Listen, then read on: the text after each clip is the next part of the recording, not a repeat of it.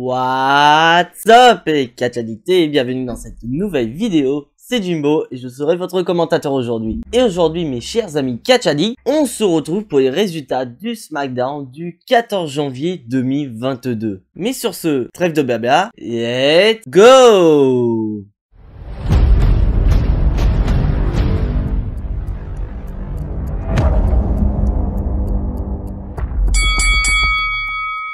Et donc le show va commencer avec nos chers champions tag team de SmackDown, Jimmy et Jay, les Usos. Et donc les Usos annoncent très clairement qu'ils sont The Bloodline, ils sont la meilleure équipe du moment et même de la WWE tout entière. Et donc ces derniers vont nous annoncer qu'il va y avoir de ce pas un Fatal 4-Way pour déterminer les prochains challengers à leur titre par équipe de SmackDown. Et donc parmi ces équipes, nous avons donc Los Otarios, donc Humberto Carrillo et Angel Garza. Une équipe composée bien sûr de Cesaro et de Mansoor, les Viking Raiders, et surtout une équipe composée bien sûr de notre cher Maharaja des temps modernes, Jinder Mahal, et de Shanky. Parce que oui, à la différence de leur confrère Veer Mahal, qui n'est plus présent depuis 2 semaines, on a pu ces spots publicitaires disant qu'il va débarquer à Raw, si ça se trouve ce mec qui est viré, et bah Shanky et Jinder Mahal, eux, ils sont présents, et ils vont peut-être avoir une opportunité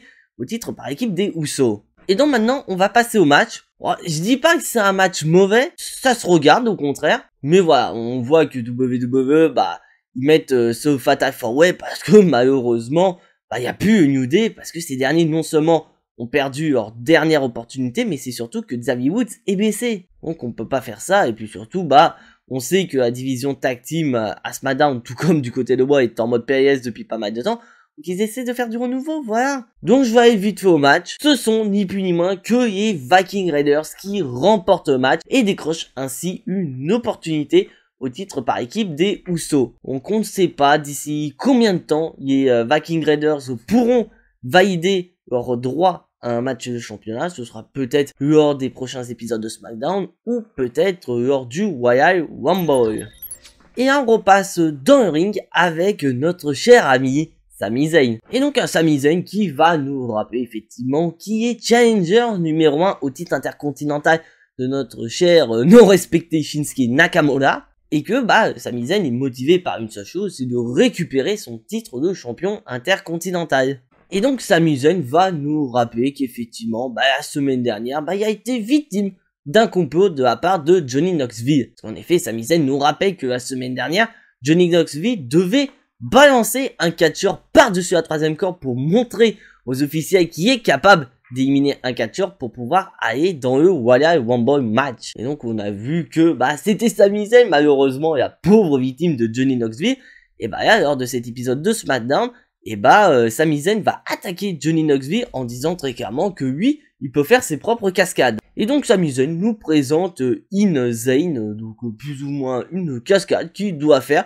Donc en gros, il est dans un caddie, on doit le pousser et il doit plus ou moins passer par-dessus une rampe, faire une cascade. Et donc on a Sami Zayn, comme d'habitude, il va nous dire non, attendez, c'est à 1, 2, 3, go, c'est pas 1, 2, 3, vous y allez à 3. Et après, Sami Zayn nous cherche des petites excuses, etc. Et nous avons Rick Boogs qui arrive. Donc un Rick Boogs qui est rasé, qui s'est fait couper les cheveux littéralement, et ce dernier va attirer l'attention de Sami Zayn pour permettre à Shinsuke Nakamura de lui porter un Kinshasa. Donc moi franchement je suis assez mitigé dans cette rivalité. Donc il y a un truc que je comprends pas dans cette rivalité, car en effet à la base c'est Sami Zayn heel et Shinsuke Nakamura le babyface. Et là quand on voit le comportement de Nakamura lors de ce segment, c'est limite à se demander si Shinsuke Nakamura serait pas en train de nous faire un hit turn quoi. Donc faut vraiment cette rivalité se termine rapidement et j'espère sincèrement que Sami Zayn va récupérer le titre intercontinental pour pouvoir le défendre plus régulièrement que Shinsuke Nakamura et surtout lui donner un peu plus de prestige. Et là on passe dans le ring avec un nouveau match opposant Aliyah à Natalya. Et oui, Aliyah est toujours présente, parce que je vous rappelle quand même que la division féminine à SmackDown est un peu en mode PS, donc faut quand même rappeler que Aliyah est toujours présente, et même Natalya. Et en parlant de Natalya, et bah Natalya va confronter Aliyah en backstage en rappelant effectivement que Natalya dispose effectivement de 3 records à WWE qui sont effectivement inscrits dans le Guinness Book des records. Car en effet, Natalya dispose de 3 vrais records qui sont notamment donc le nombre de matchs en pay-per-view, le nombre de matchs à la WWE ou encore le nombre de victoires à la WWE. Et donc Natalya est motivée par une seule chose, c'est d'inscrire un 4e record à son actif.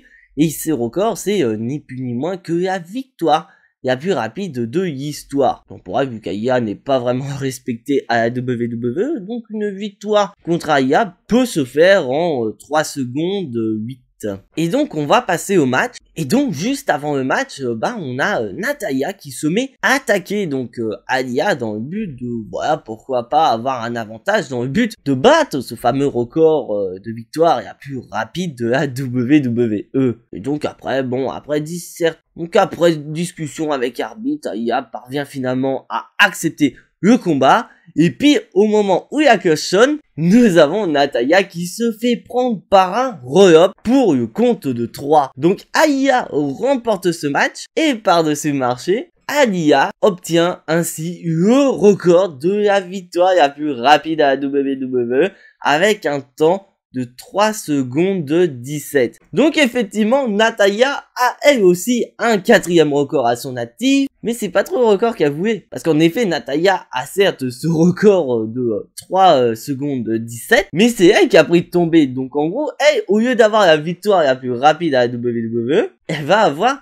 la défaite la plus rapide à la WWE. Donc en soi, bon, ça va partir en petite guéguerre entre Aliyah et Natalya avec cette idée de record battu, etc. Donc je sais pas du tout où est-ce qu'ils vont aller. Donc WWE finissez-en une bonne fois pour toutes. Parce que voilà, faut quand même envoyer un peu de star, un peu de viande fraîche à notre championne Charlotte Flair.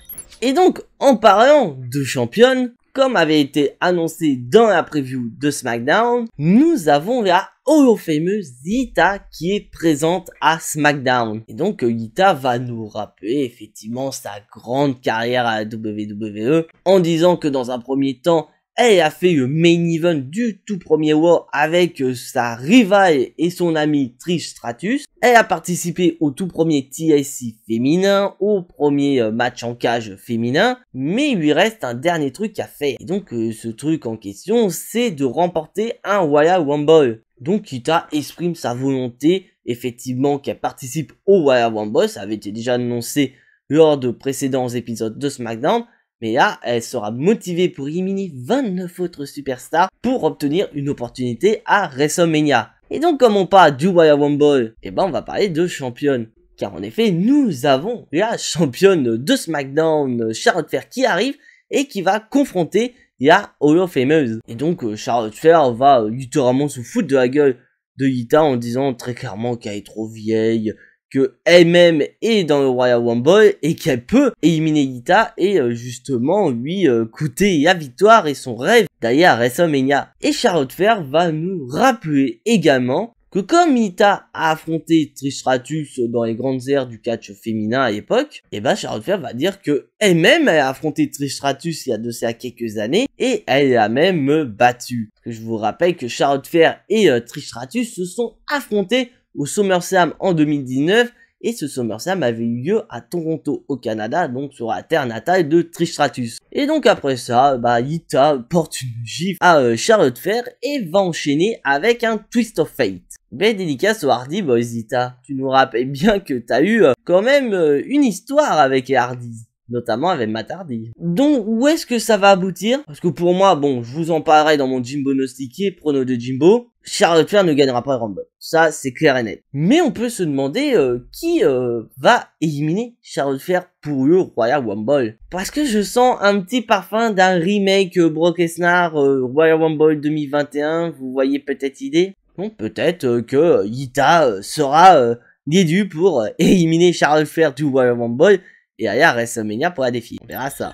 Et maintenant, on repasse dans le ring avec un nouveau match opposant Sheamus à Ricochet. Et donc, ce match a un petit parfum, voilà, de revanche pour Sheamus. Parce que je vous rappelle que lors du kick-off de Day One, on a eu quand même un gros botch de la part de Ricochet qui a littéralement pété nez du pote de Sheamus, Rich Holland. Et donc Sheamus veut littéralement venger son pote en détruisant Ricochet. Et donc on va parler du match. Bon, le match est plutôt correct dans l'ensemble, mais vraiment on voit que c'est un match de la mid-card avec malheureusement un Ricochet qui est hyper sous-estimé. Et un Sheamus, on sait pas ce qu'on va faire de lui malheureusement. Et le match se termine avec une victoire de Sheamus et qui a potentiellement vengé son pote Rich Holland. Et maintenant, on retourne dans le ring avec notre chevalier servant Kofi Kingston qui est présent avec une proclamation de notre cher roi Xavier Woods. Parce que, en effet, Xavier Woods malheureusement est blessé et ne pourra pas participer au Royal Rumble. Sauf que Xavier Woods étant le roi, il veut qu'il y ait un représentant de la lignée royale au Royal Rumble. Et donc, dans sa proclamation, annonce que Kofi Kingston sera présent au Royal Rumble. Et donc on peut s'attendre à ce que Kofi Kingston nous fasse des dingueries au Royal Rumble comme il nous fait chaque année. Et après ça, on a Happy Corbin et Matt Cadmos qui vont confronter Kofi Kingston.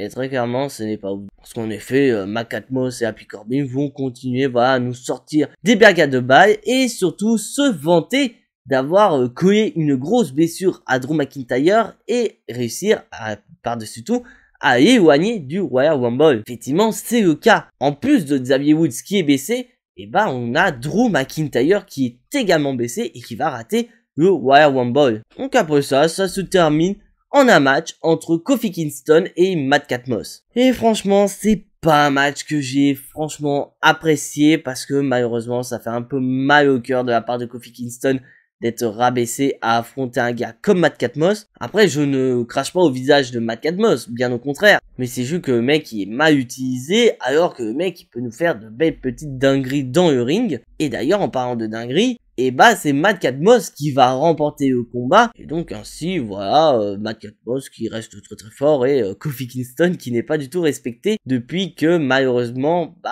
il a perdu son titre il y a de ça quelques années.